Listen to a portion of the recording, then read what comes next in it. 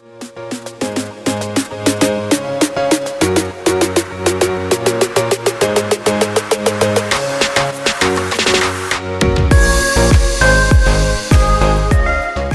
morning YouTube, I'm John with Stony Plain Worm Castings, and today we're going to be going over the dirt sifter that I built for harvesting my worm castings.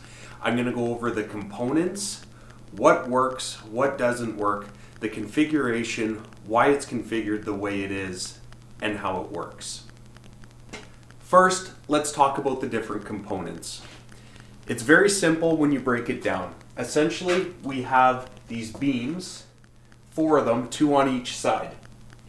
There's the 2 screens, one on the top, one on the bottom, and all they're doing is sitting on top of those beams, and they're able to slide back and forth. I've put this top trim piece to stop the screens from sliding side to side, and there's also this removable guide that stops the screens from bouncing up and down. I started with the beams, and I built the screens to fit on top of the beams. From there, I worked my way back.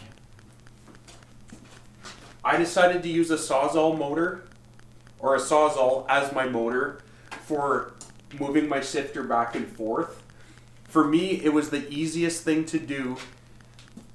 Once the blade's in there and you drill a hole through the blade, it nicely fits through this eye bolt, which comes through to the other side with bolt and washer, and it's fastened.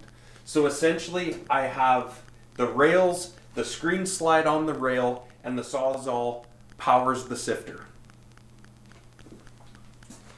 It's configured the way it is because this is the second version, and for me, working out of a single car garage, I'm limited space, efficiency is at the forefront of everything I'm doing. This just made the most amount of sense for me. I still get my shelf up top, I still have my sink with carburetor for making my biochar and green feedstock for the worms. This gives me full function of everything I need to do. Is it a little reduced as far as space goes and getting the castings on here? Sure, but I use a yogurt container, which I'll show you in a little bit, and space is not an issue. This was the best configuration for myself. My previous dirt sifter was a little bit of a trial, a little bit of necessity. I had a lot of worm castings I had to sift. I was in a little bit of a rush, and so I used a couple of inspirational videos off YouTube to kind of get myself going, and ultimately it led me to this. One of the issues I had with the original worm casting harvester or dirt sifter that I had was it was on the ground. So it wanted to crawl and move until I had enough material in the overflow bucket, but also enough castings in the catch basin to stop everything from shifting. The other issue with it was I had to sit on a pail on the ground, and it was a lot of leaning over, squatting, and once I had the castings in the basin, it was bending over, lifting.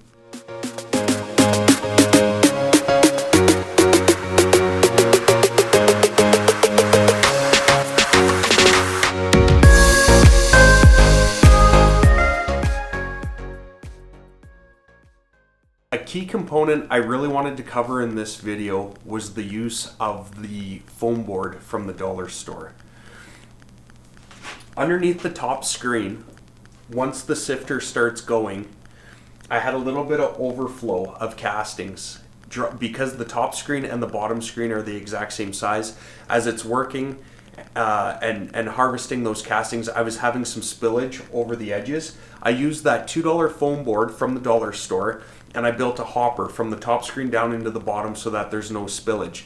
The other thing that I used the foam board for and hot glue gun to assemble was the overflow chutes. Extremely strong, extremely durable, and inexpensive. This shot demonstrates the versatility of the foam board. I had to stick handle around this beer fridge on the wall, or pop fridge, in order to make my overshoots work. You can also see in the shot the foam board hopper bin underneath the top screen. I'm going to duplicate that and make a second one for the bottom screen, just so I have a little bit more control into my final product right into the bin. Overall, this was an extremely enjoyable and rewarding project. Not only does it make the job a lot easier and more efficient, it allows us to keep up with the demand of our customers for worm castings. I'm going to fire it up and show you how it works. I've already screened some castings to get a lot of the bigger stuff out, so I'm down to my fine screen for the final product.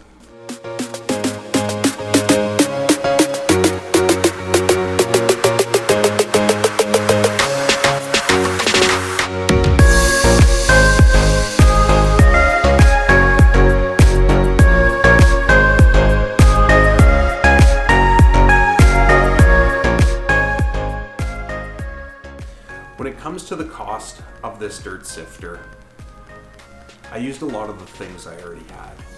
I already had the racking, I already had the mesh for the screens, I had the lumber. I had to go out and buy bolts, nuts and bolts and washers specifically for the frame that's holding everything together. I had to buy the U-bolts to hold my Sawzall down. I already had the paint. I already had the sink and the carburetor.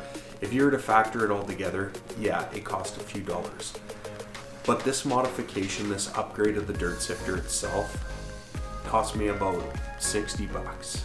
So it's for the efficiency and the ease of use, and I can have my children help, I can have my wife help. For me, this was a huge upgrade. I hope that this video helps some viewers out there. I hope that it inspires. I hope that it provides some motivation for you guys to get out there, keep making worm castings, keep sifting dirt, keep having success with your plants and gardens, and we'll see you soon.